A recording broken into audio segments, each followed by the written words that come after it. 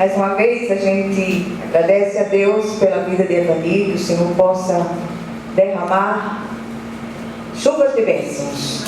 Bom, que o nome do Senhor continue sendo poderosamente glorificado através da sua vida. Vamos? Como é, primeira? Que a Camila mandou contar com uma brincadeira. Que está a estrela na sua cabeça. Foi no meu aniversário, eu recebi uma mensagem que a pessoa mandou caísse umas estrelas na minha cabeça. Eu falei, não faço uma bugada dessa, não? Misericórdia. Mas enfim, vamos abrir nossa Bíblia no Evangelho segundo Lucas, capítulo 11, versículos 33 a 36.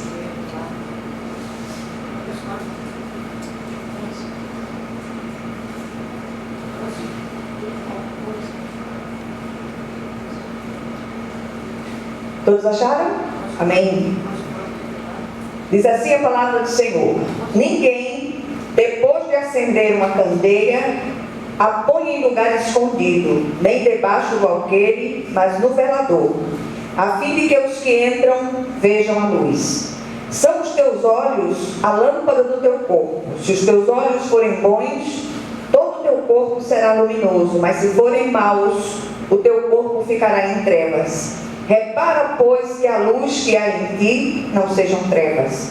Se, portanto, todo o teu corpo for luminoso, sem ter qualquer parte em trevas, será todo resplandecente como a candeia quando te ilumina em plena luz. Amém? Vamos orar. Senhor, nosso Deus, nosso Pai, vem falar ao nosso coração. Nós te pedimos uma bênção especial para a tua serva Evani, que o Senhor esteja adestrando as mãos da tua serva para os combates, que o Senhor esteja adestrando a tua serva para sair vitoriosa em todas as batalhas. Que o teu nome, Senhor, na vida da tua serva, seja poderosamente glorificado em nome de Jesus. Rogo a ti mais uma vez que o Senhor venha falar ao nosso coração através da sua santa palavra, em nome e por amor de Jesus. Amém. Minhas amadas, o texto de hoje fala de uma das... Todo o capítulo, na verdade, de Lucas, o Senhor traz 3 ilustrações importantes sobre a repercussão da palavra de Deus naqueles que a ouvem. Há aqueles que recebem a palavra com indiferença, há aqueles que se emocionam em relação à palavra, mas não há nenhuma mudança efetiva, e há aqueles que recebem a palavra e verdadeiramente há uma transformação real nos seus corações. E aí, primeiro, o Senhor cita o exemplo do profeta Jonas, que esse é um dos exemplos mais tremendos que eu acho em termos de pregação da palavra. Depois de passar 3 dias e 3 noites no ventre do grande peixe, foi vomitado pelo peixe, e só então cumpriu a ordem de Deus para ir a Nínive e pregar a palavra. E Jonas saiu feito um maluco, correndo pela cidade e anunciando que se não se arrependessem, todos pereceriam. E todos se converteram. Ele não fez nenhuma pregação, ele não deu nenhuma explicação, até porque ele estava fazendo aquilo de má vontade. Ele não estava querendo que aqueles ninivitas se convertessem. Os ninivitas eram um povo de uma crueldade muito grande. Quando eles entravam numa cidade, a primeira coisa que eles faziam era matar o profeta e o sacerdote. E aí, quando Jonas recebe a ordem de Deus e não cumpre, Jonas acaba sendo engolido, jogado no mar, engolido por um grande peixe, e ora no ventre do peixe. O Senhor ordena ao peixe que o vomite, e ele então vai para Nínive e prega a palavra. Depois o Senhor dá o exemplo da rainha de Sabá, que veio dos confins da terra para ouvir a sabedoria de Salomão, um rei humano e imperfeito. E ele diz que do mesmo modo, muitos viriam do Oriente e do Ocidente e se assentariam à mesa do Rei dos Reis. E finalmente chega o texto que nós lemos agora, que é a parábola da candeia, extraída da vida cotidiana. O Senhor tira esse exemplo, fala da candeia que deve ser colocada no alto do velador para iluminar toda a casa. Se essas lâmpadas que estão aqui, elas estivessem debaixo dos bancos, a luminosidade seria muito pequena. Mas como elas estão no alto, todo o salão fica iluminado. E é disso que o Senhor quer falar. Aí, a palavra de Deus, diz o autor de Hebreus, falando na linguagem da NVI, ele diz: pois a palavra de Deus é viva e eficaz, e mais afiada que qualquer espada de 2 gumes, ela penetra ao ponto de dividir alma e espírito, juntas e medulas, e julga os pensamentos e intenções do coração. Nada em toda a criação está oculto aos olhos de Deus. Tudo está descoberto e exposto diante dos olhos daquele a quem devemos de prestar contas. E eu estava me lembrando, enquanto preparava essa palavra, eu estava me lembrando da minha própria confecção. Quando Deus tem um propósito na vida de uma pessoa, esse propósito ele vai se cumprir de todas as maneiras. Desde os 7 anos, o Senhor colocava pessoas dentro da nossa casa para falar do Evangelho, para me levar para as igrejas evangélicas, para que eu ouvisse a palavra, mas nada. Havia muita gozação na família, por conta dos que chamavam-se com eles os novas seitas. Era assim que se chamavam os crentes naquela época. E o Senhor foi cercando de todas as formas. E eu tinha horror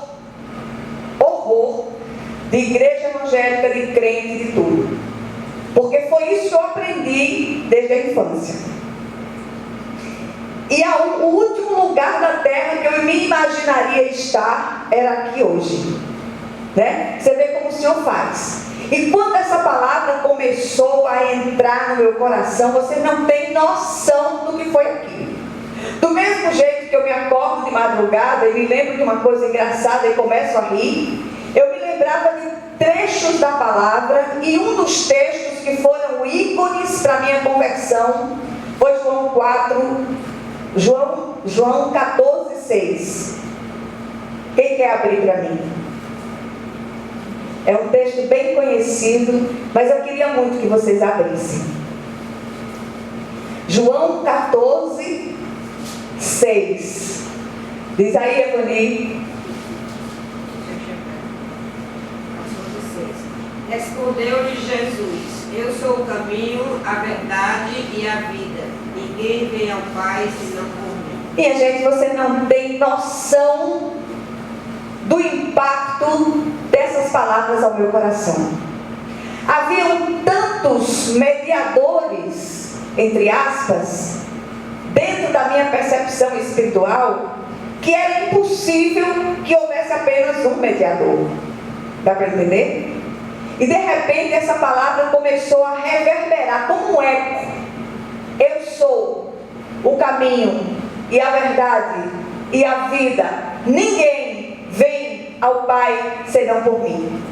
Eu estava perdida. Não tinha como chegar à presença de Deus sem passar pelo Cristo. Ele é o caminho, com letra maiúscula. Não havia outro caminho, não há outro mediador entre Deus e os homens, a não ser Cristo Jesus, homem. E o Senhor, Ele traz esse exemplo da candeia. A palavra de Deus é luz que brilha neste mundo escuro e expõe as obras ocultas das trevas. Tudo aquilo que eu cria, todas as minhas convicções, todos os meus conceitos preconcebidos, todos eles ruíram, caíram por terra, porque Jesus é o caminho. E aquela palavra começou a gerar vida no meu coração. Chegou um ponto que eu pensei que eu tinha enlouquecido, de tanto que aquilo reverberava no meu coração. Então eu sempre gostei muito de ler, e o Senhor começou a me cercar de pessoas que não impunham a vontade, nem exigia que eu fizesse isso ou aquilo. Não, essas pessoas todas foram me enchendo de livros. E eu comecei a ler, e eu comecei a me apaixonar pela palavra de Deus. Eu comecei a ler a Bíblia e ler esses livros sobre a Bíblia. E a obra de Deus se completou no meu coração. A luz que é a palavra de Deus não pode ser escondida, antes deve ser manifesta, não pode ser guardada, mas anunciada, crida e obedecida. Eu fui a nocaute. Não havia mais, vamos dizer, saídas humanas para mim. Era Jesus ou Jesus. E olha onde eu estou hoje. É necessário que haja um despertamento da igreja em relação a essas verdades. O Senhor não lhe chamou simplesmente para que você escute, receba e se aquiete. Essa palavra tem que fazer a diferença na sua vida, na minha vida e na vida daqueles que estão à minha volta. E você precisa anunciar essa palavra, se preciso, oralmente. Mas sobretudo com a sua própria vida. Com o seu jeito de ser, você sendo uma pessoa íntegra, uma pessoa que honra a sua casa, a sua família, honra a sua palavra. Uma pessoa que tem um trabalho digno, que não faz nenhuma falcatrua. Quando a gente age assim, principalmente no mundo de hoje, é um espanto, porque não é regra. Hoje as pessoas querem se dar bem. E o cristão, mesmo que humanamente ele não venha se dar bem, ele está testemunhando acerca do Cristo. Muitos têm dado alguns passos tímidos em direção à luz, mas são revelados, expostos por ela e acabam recuando, e por não haver arrependimento acabam voltando às trevas.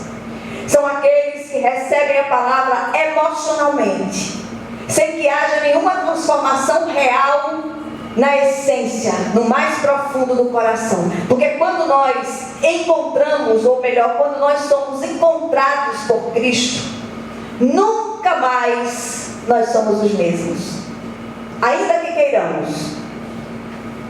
O texto lido aponta alguns princípios em relação à luz que precisam ser considerados. Primeiro, a luz é capaz de dissipar as trevas ao redor de si.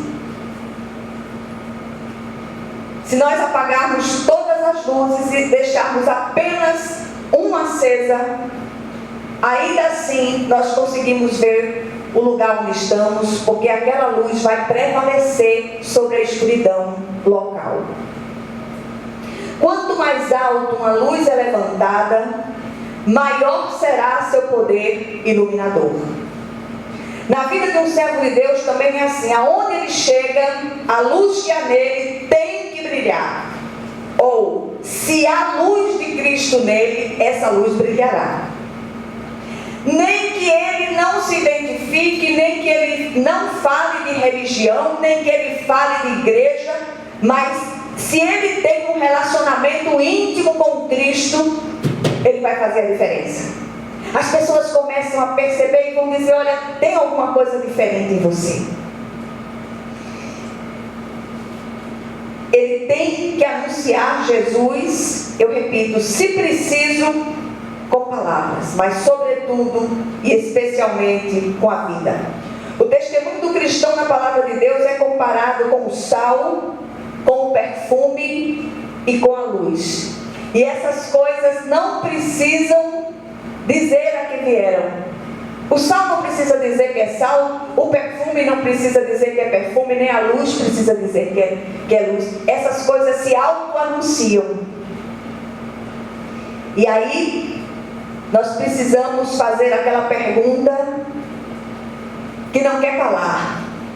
Eu tenho sido sal, luz e perfume aonde quer que eu esteja, a começar de dentro da nossa casa, porque é o lugar mais difícil de você testemunhar. O maior canteiro do fruto do Espírito é dentro da sua casa. Se você não conseguir testemunhar que algo mudou em você dentro da sua casa, você não vai conseguir em lugar nenhum. Segundo lugar, a luz também é capaz de dissipar as trevas interiores.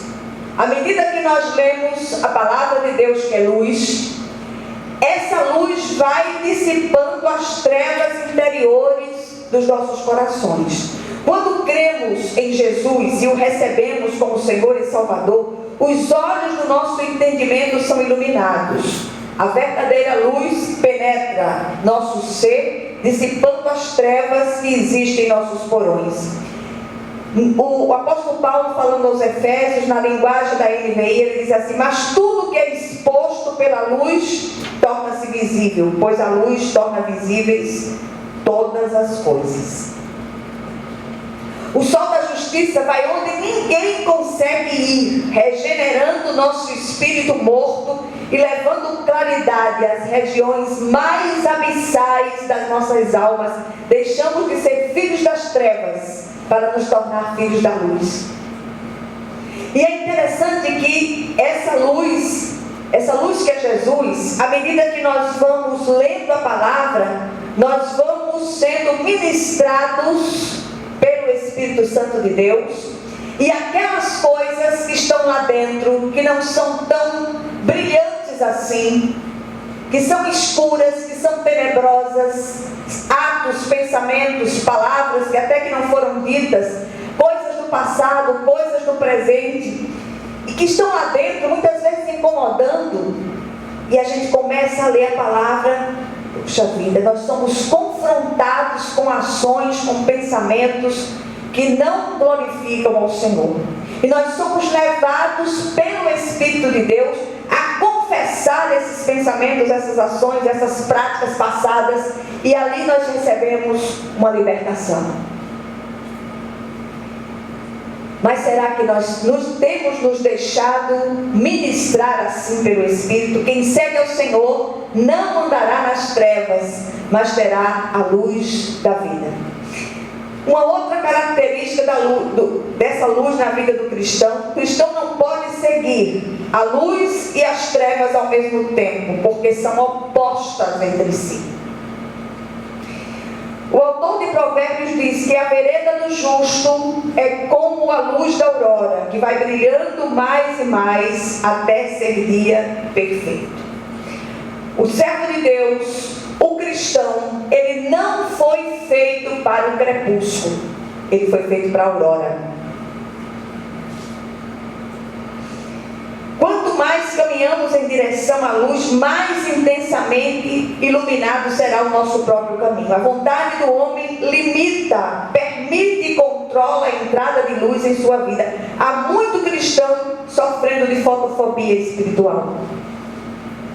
A vontade do cristão funciona como uma veneziana, que a gente regula a quantidade de luz que entra muitas vezes no nosso quarto. A gente precisa dormir, quer um pouco mais de escuridade, e aí a gente regula a intensidade da luz. Assim é a vida do cristão, a vontade do cristão em relação à prática da palavra de Deus.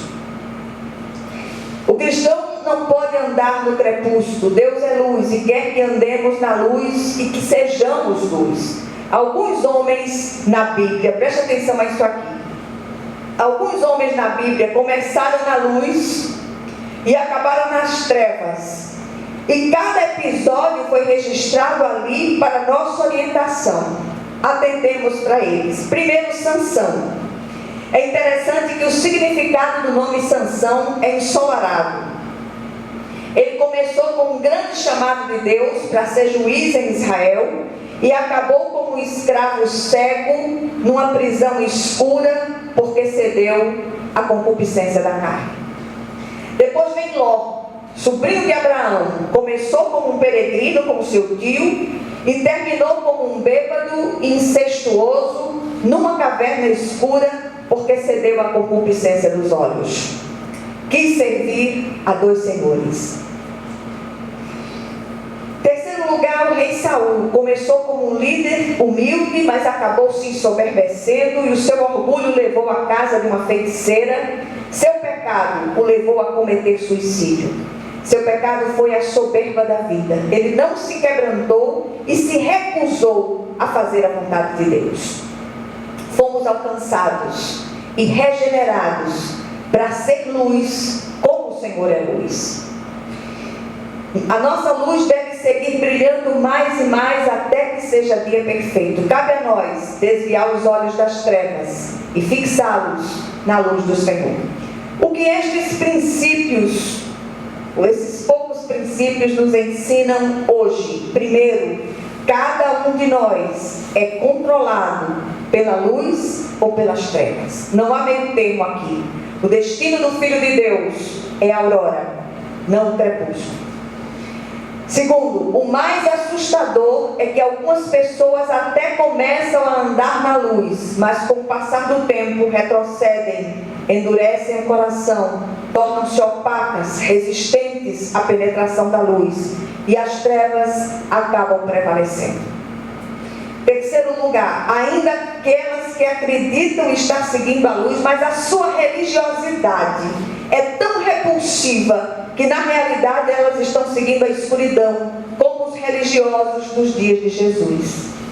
E finalmente, felizmente, há os que são verdadeiros luzeiros no meio de uma geração pervertida e corrupta. Brilham como candeias em lugar tenebroso, e aonde quer que estejam, revelam a luz do Cristo. Que nós possamos fazer aquela oração: Senhor, sonda o meu coração, vê se há em mim caminhos maus e conduze-me ao caminho eterno. É um trabalho conjunto nosso com o Espírito Santo. Nós não somos habilitadas para fazer esse trabalho em relação ao irmão. Eu não conheço vocês. O Senhor eu conheço superficialmente. O Senhor é aquele que nos conhece profundamente e sabe as áreas nossas que precisam ser trabalhadas pelo Espírito. Que nós possamos nos deixar ser ministrados pelo Espírito de Deus, em nome de Jesus Cristo. Amém.